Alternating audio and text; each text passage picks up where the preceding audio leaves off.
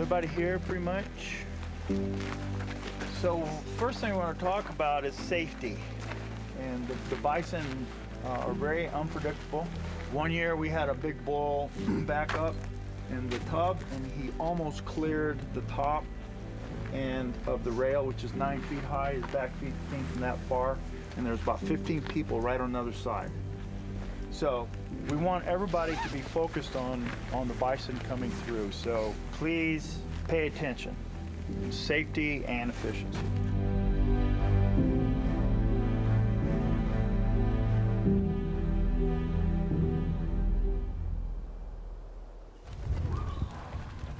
Managing the bison is always a fascinating, exciting time, quite challenging from a conservation viewpoint.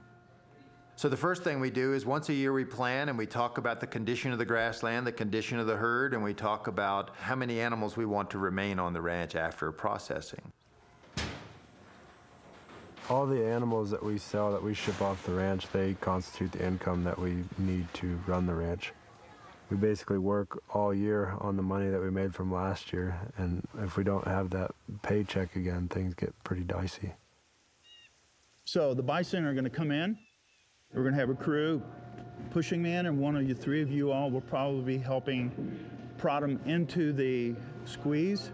Brett's going to be at the controls. He's going to be squeezing them and trying to catch their heads, which is tricky, and he's got a learning curve there. It's really going to slow us down as well. So once their head is caught, we're going to have to open their mouth, and we're going to look at the teeth structure, and that's how we're going to tell what age they are. And that's going to dictate which ones are sale animals, which ones are going to be turned out. What we're trying to do is to eliminate any kind of bottleneck. We want to flow as continuous and consistent. It's got to be a lot of safety considerations for the people managing it, a lot of safety considerations as much as possible for the animals, because these are wild animals. They're not used to being penned. So they go from 50,000 acres to a chute that's as big as an individual animal. Throughout the day, we'll just be bringing up groups of 20 or 30 head at a time into even smaller confines. So we move them through as safely as possible, making sure that the animals are not stressed any more than absolutely possible in the process.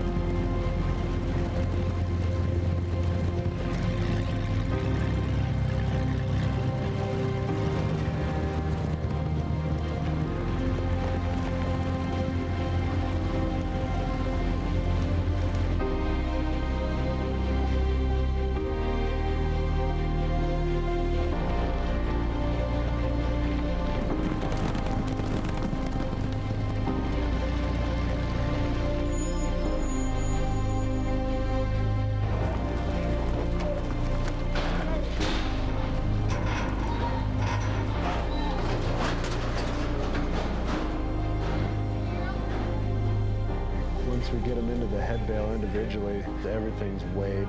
Some of the cows are preg checked depending on their age. Pregnancy checking, the 2-year-olds, if they're not pregnant, they'll be culled out of the herd. Everything's implemented with an internal ear chip that gives them their unique identifier. The year they were born, their sex, and everything.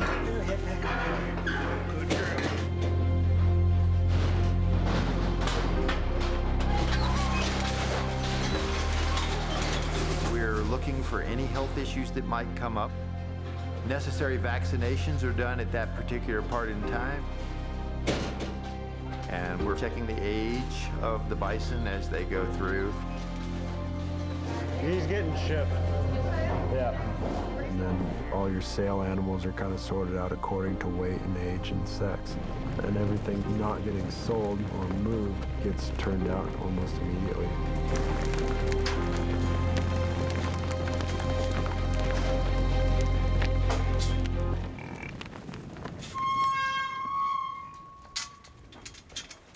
It takes a lot of effort to do conservation and to manage land and to try and make a living off of doing this.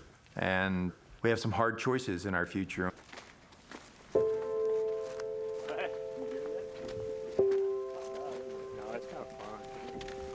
So we want to try to isolate him. It's certainly a commitment of Duke and his staff and his family. He knows what his family needs to be able to achieve to be successful, and that's a really important part. He knows what the business side of what we need to do. I mean, one of our biggest problems is people deciding to do conservation and then they can't afford to do it. And so they have to make terrible choices. But most important to me is that Duke looks at the land as not just a resource to be harvested, but a resource to be cared for. I think if we're going to survive as a culture, we're going to have to incorporate conservation as a product that we produce, just like we produce beef, in a way that benefits the land as a priority. The partnership that the Nature Conservancy has with a private ranching entity such as Ranchlands is a really important step in the direction that land management as a whole has to take. The Nature Conservancy owns the land. They have the wherewithal to put into motion something that works, and we have the physical skills to go out and take those ideas and make them happen.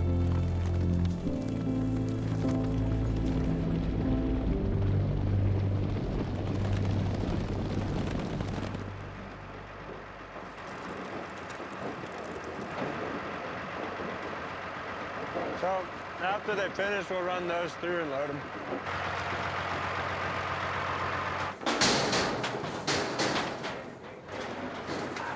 The different sale groups consist of 2-year-old bulls that are being shipped to South Dakota.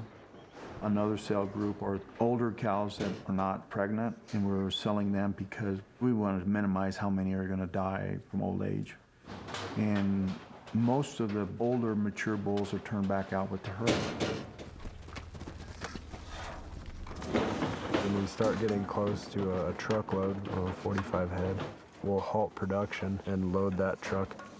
This year we're anticipating to sell 3 or 4 loads of 2-year-old bulls, a load of old cows, and then if we have the right numbers, a load of older bulls.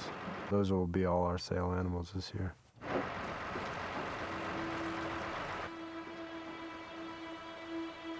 It's been a good year.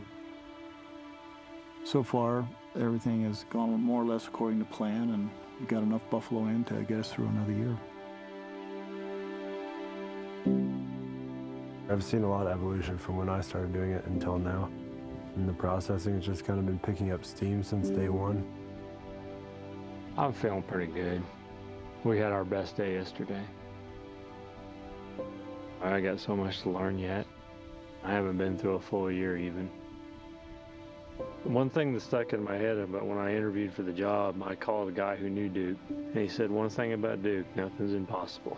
That's pretty exciting, you know. I think the possibilities of this place are pretty profound, and to be a part of that, it's just going to get better.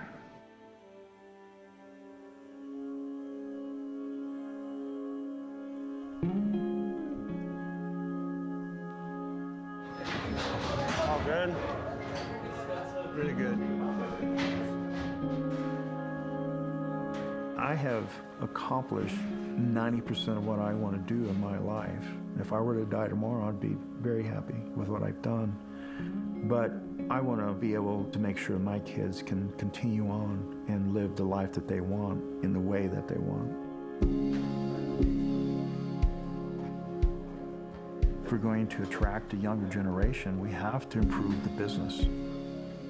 We have to be able to offer management expertise to landowners. The future of ranching, I think, is going to depend on the generations coming up. So it's my generation and people below me. As an industry, it's very old. Most of those involved are above 60. So it is very important bringing young people in and nurturing them and teaching them the right ways and giving them a door in, basically. There are so many passionate young people that just don't have the opportunity to come onto a place like this unless you throw open your doors and say, come learn. and they happily come. We've just finished bison processing, and the next job for us is getting the cattle, planning the grazing through the winter to make sure that they're in the best condition and can get through the winter as best as possible. So in a lot of ways that's symbolic for Ranchlands. As we look ahead to the next season and the next season after that, I want to make sure that we can continue to make a living and chart out strategically where we want to go in the future.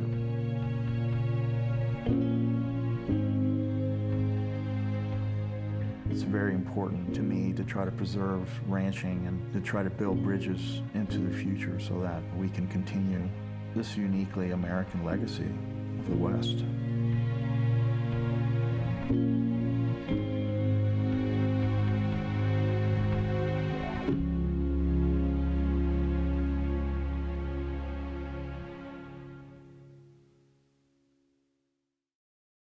It's very important to me to try to preserve ranching and to try to build bridges into the future so that we can continue this uniquely American legacy of the West.